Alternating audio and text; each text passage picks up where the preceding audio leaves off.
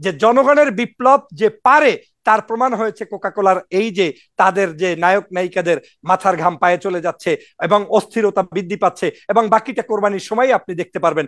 আমি জনগণকে আজকের এই আমার টকশোতে সর্বশেষ অনুরোধ করতে চাই, যেভাবে আপনারা এই প্রতিবাদ করেছেন পাসপোর্ট ইস্যু সহ সকল অসঙ্গতিপূর্ণ ইস্যুগুলোকে জাতির কাছে নতুন করে আপনাদেরকে প্রচার করতে হবে, জানাতে হবে, জাতিকে ঐক্যবদ্ধ করতে হবে, তাহলেই এই দুষ্ট চক্রের ঘুম ভাঙবে। পাসপোর্ট এটা একটা ডিপ্লোম্যাটিক সিদ্ধান্ত, এটা একটা রাষ্ট্রীয় সিদ্ধান্ত, এটা রাষ্ট্র নিয়েছে। আর এই রাষ্ট্র এই পাসপোর্ট কার কাছে সংরক্ষিত থাকে? এই পাসপোর্টটার প্রেসিডেন্টের ক্ষমতা বহন করে। এই প্রেসিডেন্টের একটা রাষ্ট্রের সর্বোচ্চ ব্যক্তির আজকে রিকগনাইজ হচ্ছে এই পাসপোর্ট। সেই পাসপোর্টকে আপনি কি করে বলবেন যে এটা প্রিন্ট মিস্টেক? তাহলে সেই জায়গা থেকে এখন পর্যন্ত কোনো বিবৃতি আসে নাই। সে কারণেই আমি বলছি যে পরিকল্পিতভাবে বাংলাদেশের সাথে গোপনে গোপনে তাদের সম্পর্ক চলমান রয়েছে। একদিন হয়তো দেখবেন, আজ না, হতে পারে সেটা 20 বছর পরে, হতে পারে 50 বছর পরে, এই বাংলাদেশেরই এই সরকারেরই কোনো পুনি পোষা তারা তাদের সাথে তাদের ওই দেশের কি বলবে অ্যাম্বাসেডর নিয়োগ করবে এই দেশে।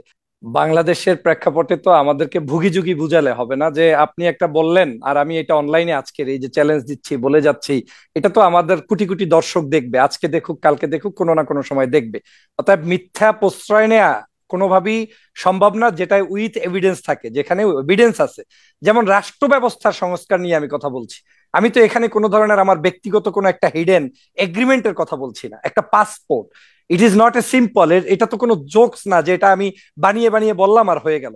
আপনি দেখেন যখন বলা হচ্ছে যে বিদেশি পাসপোর্টের কি অবস্থা, সাথে সাথে আমি একটু সার্চ দিলাম, এটা হচ্ছে মালয়েশিয়ান পাসপোর্টের ল, আপনি উইকিপিডিয়ায় গেলেও পাবেন। এই মুহূর্তে মালয়েশিয়ান পাসপোর্টেরও নিয়ম হচ্ছে যে তারা যে কথাটা এখানে বলছে যে this passport is valid for all the countries except Israel. এই মালয়েশিয়ান পাসপোর্ট শুধু না, এইরকম করে অগণিত দেশ আছে যেই দেশগুলো বহুকাল আগ থেকে ইসরায়েলের সাথে সম্পর্ক নষ্ট করে চলেছে এবং সেটা পাসপোর্টে এভিডেন্স রক্ষা করে তারা চলছে। বাংলাদেশের প্রেক্ষাপটে আপনার যদি শিক্ষা মন্ত্রণালয় একটা বই ছাপায়, আপনার নিশ্চয়ই মনে আছে যে গত কয়েকদিন আগে, কয়েক মাস আগে আপনাদের ইশারেই টকশো করেছি যে আপনার কি বলে চাইল্ড ডক্টর মিলে সমাজ বিজ্ঞানের বই রচনা করেছেন। সেই বইয়ের মধ্যে জাফর ইকবাল সাহেব ছিলেন সম্পাদনায়। সেই ডক্টর জাফর ইকবালের সম্পাদনার বইতে কি ভুল হয়েছে, তারপরে শরীফার গল্পের কি ভুল হয়েছে, সেটা নিয়ে কিন্তু শিক্ষামন্ত্রীকে বিবৃতি দিতে পর্যন্ত হয়েছে, বাধ্য হয়েছে, প্রজ্ঞাপন পর্যন্ত জারি হয়েছে যে এই শিক্ষা ব্যবস্থার এই বইটির এই অধ্যায়টি বন্ধ থাকবে ততক্ষণ পর্যন্ত যতক্ষণ পর্যন্ত সুপারিশকৃত যাদেরকে তালিকায় করা হয়েছে একটা কমিটি তারা রিপোর্ট না দেবে। তাহলে আপনি দেখেন শিক্ষা ব্যবস্থা নিয়ে আপনাকে কমিটি করে আপনাকে আনসার দিতে হচ্ছে সমাজের কাছে। পাসপোর্ট নিয়ে জাতি প্রশ্ন তুলছে, সমগ্র বাংলাদেশ প্রশ্ন তুলছে, একটা দেশের পাসপোর্ট, সেখানে ইসরায়েল শব্দটা আপনি আপনার অগোচরে উঠিয়ে দিলেন। এটাই তো আওয়ামী লীগের পলিসি। আর এটা নিয়ে কেউ কথা বলছে না, কথা বললে বলা হচ্ছে মিস্টেক, আর মিস্টেক বললে এভিডেন্স দেখাতে পারছেন না, আর এভিডেন্স দেখাতে চাইলে তখন বলছেন যে এটার কি আবার এভিডেন্স লাগে? আপনি কি জানেন যে বিশ্ব পাসপোর্ট কিভাবে হয়? আপনি কি জানেন অন্যান্য পাসপোর্টের সাথে কি এগ্রিমেন্ট আছে? আপনি কি জানেন ফেসবুক, ইউটিউব? এখন আপনি যদি এই উদাহরণগুলো দিতে থাকেন তাহলে তো আপনি এই পৃথিবীর মধ্যে সবকিছুই আপনার জন্য বন্ধ হয়ে যাবে। আমি বলেছি আমার জন্য যেটা সুনেস্ট পসিবল সম্ভব, নিজের জন্য যেটা করা সম্ভব সেটা আমি করব। আমার রাষ্ট্রের পক্ষে সম্ভব ইসরায়েলের সাথে, যেটা আমাদের রিপন ভাই বারবার চ্যালেঞ্জ দিয়ে বলেছেন সম্পর্ক নাই, রাখবো না, ভালো কথা। তো যার সাথে আমার নাই, যার সাথে আমি রাখবো না, যার দেশে আমি যাব না, সেই দেশে 53 বছরের সংস্কৃতি আমার এই পাসপোর্ট থেকে আপনি ইসরায়েল উঠিয়েছেন, এখন পর্যন্ত একটা স্বীকৃতি বিবৃতি আপনি অফিসিয়ালি দিলেন না, বললেন না যে এটা প্রিন্ট মিস্টেক। যদি আপনি প্রিন্টিং মিস্টেক এটা না বলেন তাহলে ধরে নিতে হবে এটা আপনার সিদ্ধান্ত। আর সিদ্ধান্ত ধরে নিতে হলে এই সিদ্ধান্ত কে নিতে পারেন বলেন? আমাদের সিদ্দিকুর রহমান ভাই নেওয়ার কোনো অধিকার আছে? সাগর ভাই আপনার নেওয়ার অধিকার আছে? কিংবা আমার নেওয়ার অধিকার আছে? মোটেও না। পাসপোর্ট এটা একটা ডিপ্লোম্যাটিক সিদ্ধান্ত, এটা একটা রাষ্ট্রীয় সিদ্ধান্ত, এটা রাষ্ট্র নিয়েছে। আর এই রাষ্ট্র এই পাসপোর্ট কার কাছে সংরক্ষিত থাকে? এই পাসপোর্টটার প্রেসিডেন্টের ক্ষমতা বহন করে। এই প্রেসিডেন্টের একটা রাষ্ট্রের সর্বোচ্চ ব্যক্তির আজকে রিকগনাইজ হচ্ছে এই পাসপোর্ট। সেই পাসপোর্টকে আপনি কি করে বলবেন যে এটা প্রিন্ট মিস্টেক? তাহলে সেই জায়গা থেকে এখন পর্যন্ত কোনো বিবৃতি আসে নাই। সে কারণেই আমি বলছি যে পরিকল্পিতভাবে বাংলাদেশের সাথে গোপনে গোপনে তাদের সম্পর্ক চলমান রয়েছে। একদিন হয়তো দেখবেন, আজ না, হতে পারে সেটা 20 বছর পরে, হতে পারে 50 বছর পরে, এই বাংলাদেশেরই এই সরকারেরই কোনো পুনি পোষা তারা তাদের সাথে তাদের ওই দেশের কি বলবে অ্যাম্বাসেডর নিয়োগ করবে এই দেশে? আছে তো, ভারতেই তো আছে, আশেপাশের দেশেই তো আছে। তাহলে তারা নিয়োগ করতে তো আর সমস্যা নাই, বলবে পাসপোর্ট যেহেতু নাই অতএব ভ্রমণও করতে পারবেন। আবার দেখা যাবে যে ওই যে উনি বলছেন যে এম্বার্গো আছে, ভিতরে ভিতরে নিষেধ আছে, একসময় দেখবেন যে ভিতরের সিস্টেমেও সেটা উঠে যাবে। এখন এই উঠে যাওয়ার প্রবণতাটা যখন শুরু হয় তখন সবকিছু থেকেই তারা এটা করবে, এটাকে ধরে নিয়েই আমাদের প্রতিবাদ করতে হবে। আমি সেজন্যই বলছি যে কোকা কোলার প্রতিবাদ আপনি করতে পেরেছেন, কারণ কোকা কোলাটা আপনার এখানে কোনো একটা ব্র্যান্ড অ্যাম্বাসেডর, এখানে কোনো একটা ডিলার নিযুক্ত হয়েছে যে শেখ হাসিনা না।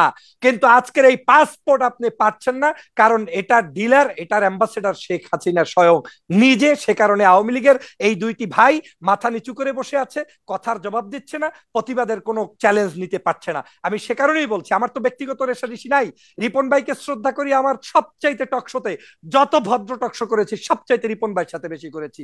এই সিদ্দিকুর রহমান ভাইয়ের সাথেও টুকটাক সমস্যা হলেও সবসময় ভালো থাকার চেষ্টা করেছি। কিন্তু আজকে কেন আমাকে এই কথা বলতে হচ্ছে? এজন্যই বলতে হচ্ছে, বাংলাদেশের মানুষকে জানতে হবে, বুঝতে হবে। সবার আগে এই বাংলাদেশের মূল এজেন্টকে, মূল অ্যাম্বাসেডারকে, ইসরায়েলের এজেন্ট কারা সেটা চিহ্নিত করতে হবে। আর আমি অন্তত চিহ্নিত করতে পেরেছি, সেটা হচ্ছে আওয়ামী লীগ, সেটা হচ্ছে শেখ হাসিনা, সেটা হচ্ছে এই বর্তমান গভর্নমেন্ট। এরাই আজকে তাদের পাইরেসি করছে, তাদের দালালি করছে। তাদেরকে যতক্ষণ পর্যন্ত আপনি রিমুভ করতে না পারবেন, এদেশের পাসপোর্ট বলেন, আর এদেশের সংবিধান বলেন, আর এদেশের ওই বিমানবন্দরে গোপনে বিমান এসে নামবে, নাও প্রকাশ্যে নামবে, আর ওই ইসরায়েলি পণ্য কিচ্ছুতে কিচ্ছু হবে না। তবে আমি জনগণকে ধন্যবাদ সাধুবাদ জানাই এজন্য যে জনগণের বিপ্লব যে পারে তার প্রমাণ হয়েছে কোকা কোলার এই যে তাদের যে নায়ক নায়িকাদের মাথার ঘাম পায়ে চলে যাচ্ছে এবং অস্থিরতা বৃদ্ধি পাচ্ছে, এবং বাকিটা কোরবানির সময় আপনি দেখতে পারবেন। আমি জনগণকে আজকের এই আমার টকশোতে সর্বশেষ অনুরোধ করতে চাই, যেভাবে আপনারা এই প্রতিবাদ করেছেন, পাসপোর্ট ইস্যু সহ সকল অসঙ্গতিপূর্ণ ইস্যুগুলোকে জাতির কাছে নতুন করে আপনাদেরকে প্রচার করতে হবে, জানাতে হবে, জাতিকে ঐক্যবদ্ধ করতে হবে। তাহলেই এই দুষ্ট চক্রের ঘুম ভাঙবে। আপনাকে ধন্যবাদ।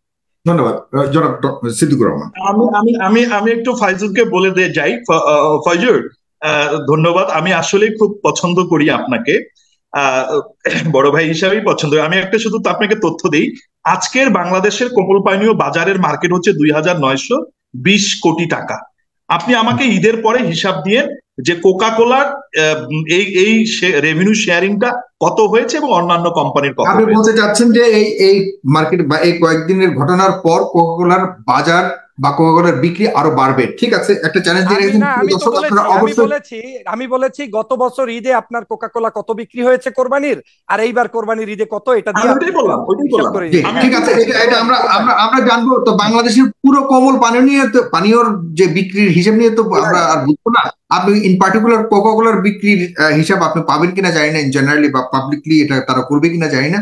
তবে যদি সুযোগ থাকে অবশ্যই জনগণ আপনাদের কাছে এই প্রশ্নটা রেখে দিলাম, বা তারা রেখে দিয়েছে, আপনারা অবশ্যই আপনাদের জায়গা থেকে যাচাই করবেন।